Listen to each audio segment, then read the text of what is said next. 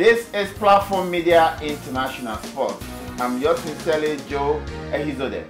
Tonight, we are going to round up all the sporting activities around the globe in 2016. 2016 was a very compact season in terms of soccer, Olympics, and UEFA Championship.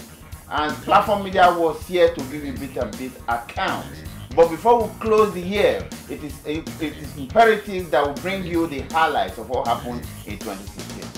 And I have in the studio as regular my very good friend Opone Ayamago. Opone, welcome to the program. Thank you for having me. Yeah, we're closing the season already, Opone. Yeah. And just like yesterday, we started yesterday and we're here almost the end of the year. And we're going to celebrate Christmas and we're going to kick off celebration of Christmas here, Opone. But before that, let's talk about sports. We had UEFA Championship, we had the Olympics, we had the Premiership, La Liga, and Bundesliga. But to go again, the focus has been on Premiership because it's the in thing around the globe before the Chinese take over, though, because Chinese are spending money now. In a few times, maybe we'll be talking about Chinese instead of Premiership. Opponent. Now, let's go to the bit by bit account. What impressed you among the sporting activities around the globe this year? Considering UEFA Championship, the Olympics, and whatever. What impressed you? Thank you for, first is thank you for having me. And this has been the last segment for the year. We're going to come out, we're going to celebrate before we get off air. I'll put this, I was just say the Premiership, because I told you earlier when we started that the Premiership is a league that you know what is coming, you can see what is coming, you don't know what you're going to get. And if you look at the top of the table, it has been changing. Today is Chelsea, there is Arsenal, there is Liverpool, is Man City. That's the excitement. That's why I say my Premier League is the most exciting league. We never say it's the best league, but we say it's the most exciting league. Because of the unpredictability of all the teams. Of how it works. Okay, you nailed it on the head, but let me narrow it to specifics. Who is the coach that impressed you most in the Premiership this season?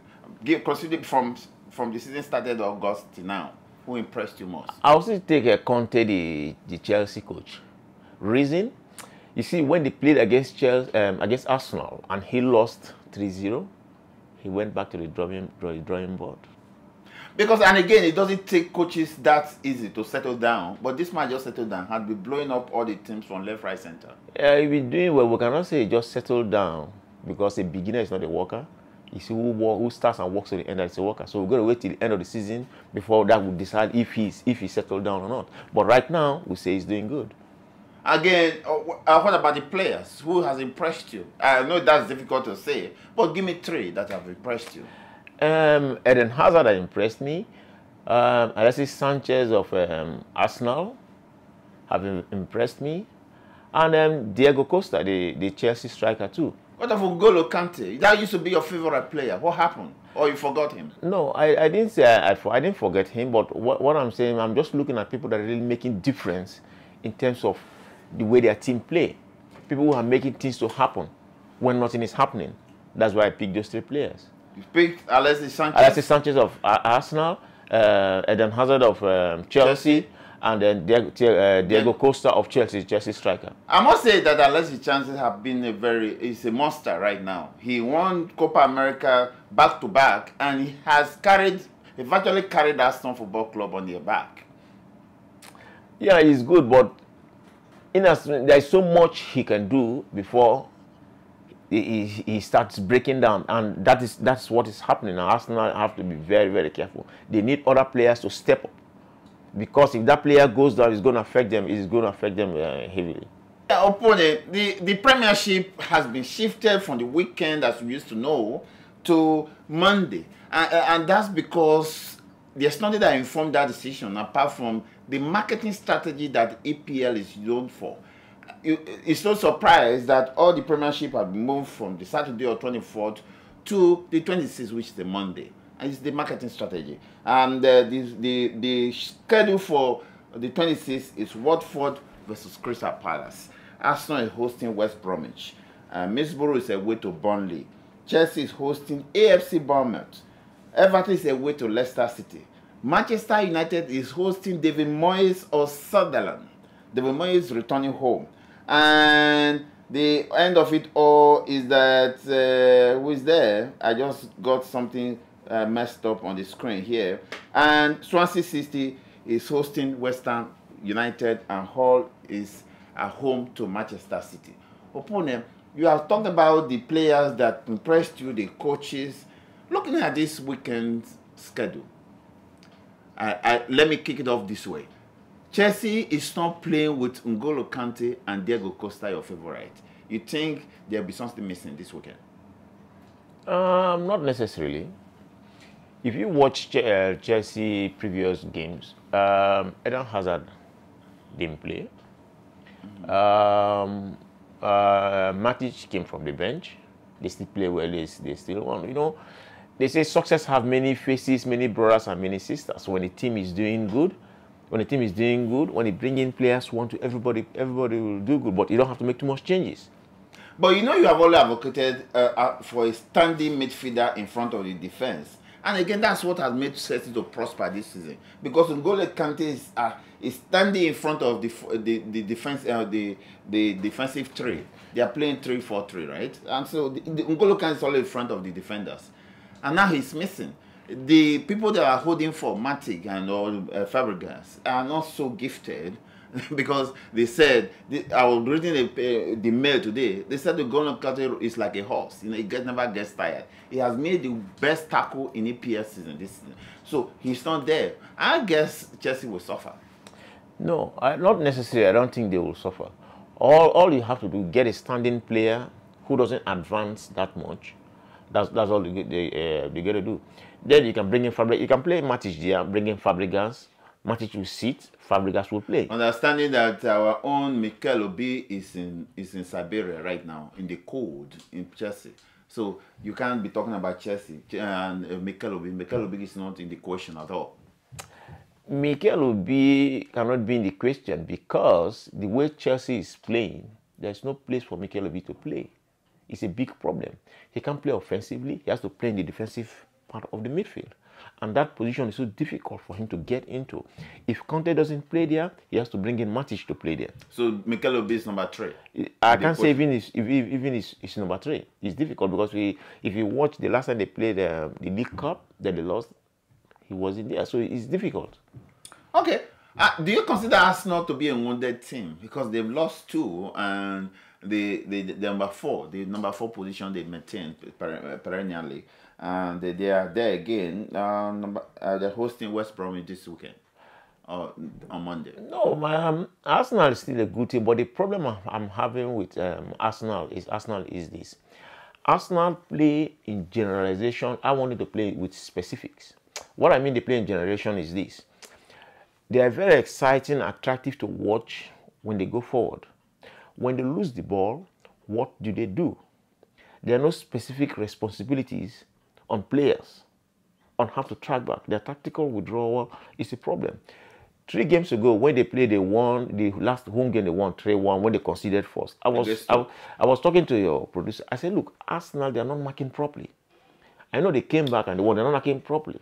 If you watch the last 2 games that they lost, it's just a few defensive lapses that made them to lose. Somebody said to me before I came into the studio that if you are not a fan of Arsenal, Arsenal is a good team to watch. On a day you are having a bad day, Arsenal is a team to watch. But if you are a follower of Arsenal, they are not a good team to watch. Why? Because they play good football and they can disappoint you at any moment.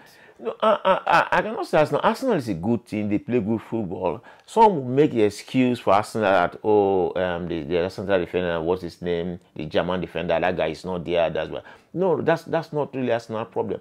Arsenal's problem is when they play a game that is even, when they play a team that have the same quality with them, their players don't step up. Most of the time, that is the problem. Is it an issue of mentality or psychology? No, I think I'll put it mentality, not psychology. I'll put it mentality. When a game is even, Arsenal players don't like to fight to the next level. They play to their own tempo. No, I want them to go beyond their tempo. If they come with physical, they go physical. If it's skill, they go skill. You don't have to play within the confine of But I thought they just accused Zach of being too physical. No, it's not too physical. The English game is a physical game. You don't go. You don't. There's no Arsenal is not producing that. Right? You don't win the EPL by eating ice cream. You have to swallow about to win EPL. That's a very good one. Nothing. I don't think anything is bad in Arsenal. But what I'm going to say, they just have to retrain their mind and say, look, it's possible. We can do it. They have the players. As far as I'm concerned, Arsenal have the best midfield in the league right now, but they just need to step up. Manchester United and David Moyes led Sunderland. You think Sunderland will produce any obstacle to Jose Mourinho? I will tell you this. A lot of people have written Manchester United off. I haven't. Why? Manchester United have good players. The team haven't gelled to play together as a team. But if you watch Manchester United, the quality they have is what is carrying them. I believe with time, the team cohesion will come in. With the quality they have, will that happen before the end of the season? Yes, it will happen before the end of the season. Wow. Well, that's an authority talking. Opone, I must tell viewers, has played soccer. He played in Malaysia and Nigeria. Nigeria is a very good footballing nation. So if you have played in both countries, it shows how good you are. Opone, I must commend you. It's end of the season. It's end of the year. What do we do? Well, Opone, it has been a fruitful year. We were there during the Olympics. We were there during the championship, UEFA championship. We'll be following the EPL.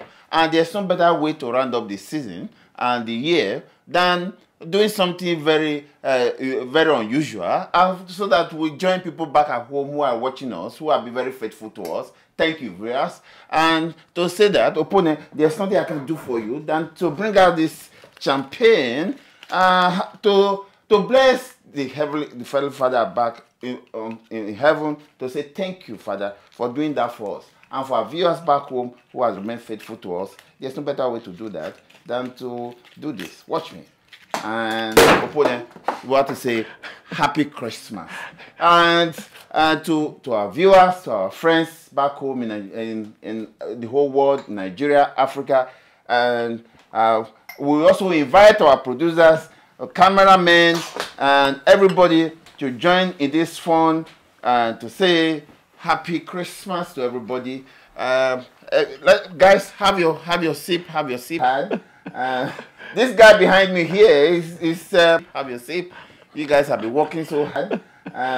This guy behind me here is the producer, and these guys are the cameraman. Of course, you guys know Big Rich. And guys, that has been a wonderful year. What do we say? Father, thank you. Happy hip hip hip. Yay! Cheers. Cheers. Merry Christmas, everyone. Merry Christmas. Merry Christmas. Have a good day.